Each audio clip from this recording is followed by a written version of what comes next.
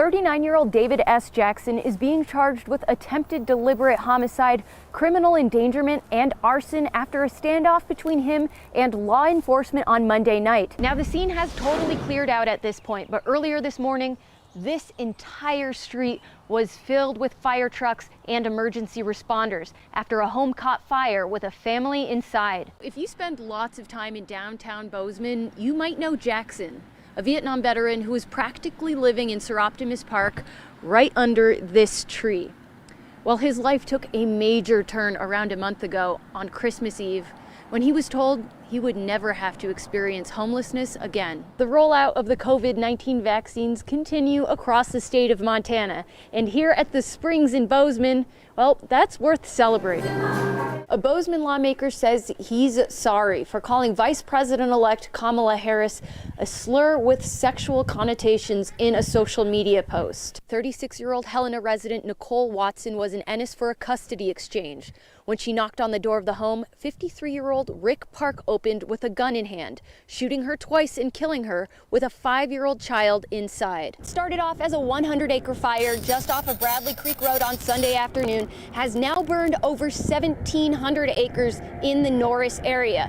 And as you can see behind me, this scene has drastically changed since we were here last night, but I'm told by officials that this is still an active wildfire scene. On Wednesday afternoon, U.S. Senator Steve Daines announced he was one of many Montanans participating in Pfizer's COVID-19 vaccine trial. It's one of the Bozeman area's favorite trailheads, and access will be limited for a small part of the summer. And the question as to how much access will be limited and for how long is up to residents.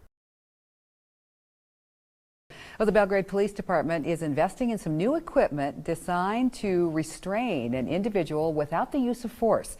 MTN's Gaby Krevat tells us the chief says when used appropriately, it can make all the difference.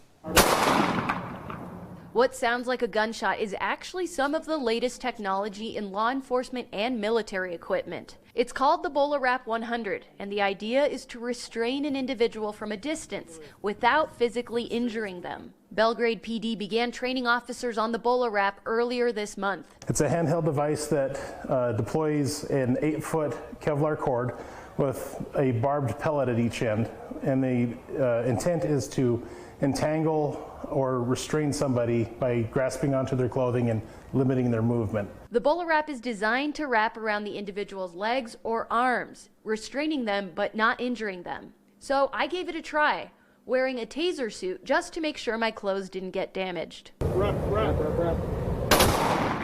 Chief of Police E.J. Clark says the equipment itself isn't too complicated. A laser pointer on the device lets you know where the wrap will shoot onto the target. Whoa. Chief Clark says people having a mental health crisis might be a potential situation where the BolaWrap can come in handy. We don't want to hurt them. We got to get them to help. How do you control them without hurting them? Sometimes that doesn't work out. So this is just another option for that. The BolaWrap device runs for around $1,200 a piece, and the cartridges around $35. But Chief Clark says this is well worth the investment if it means promoting de-escalation and reduced use of force within the agency.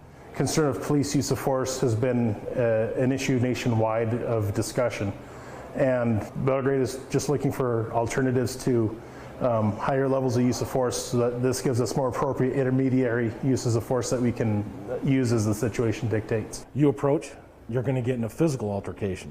But if you can lock up their arms, lock up their feet, they can't run away, they can't move their arms, you take them to the ground, you handcuff them, and you got them under control where there's no punches and kicks and things like that. So that's the whole purpose of it. People attended a candlelight vigil for a 12-year-old boy who was allegedly beaten and tortured by members of his own family, and he eventually died. MTN's Gaby Krevat has the story this morning from West Yellowstone. Peace,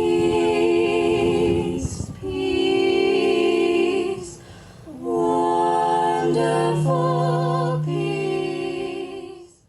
I want him to be remembered as a light in our community and a child that life was taken too short.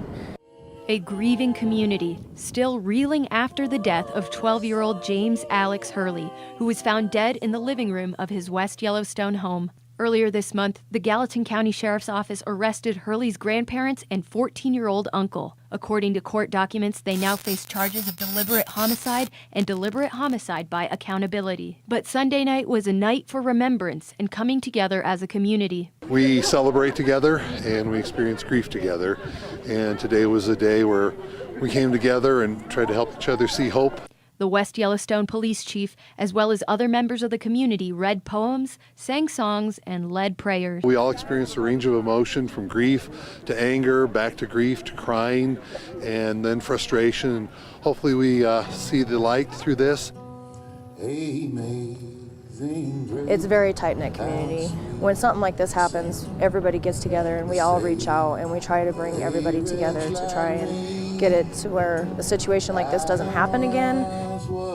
In West Yellowstone, Gaby Krevat, MTN News.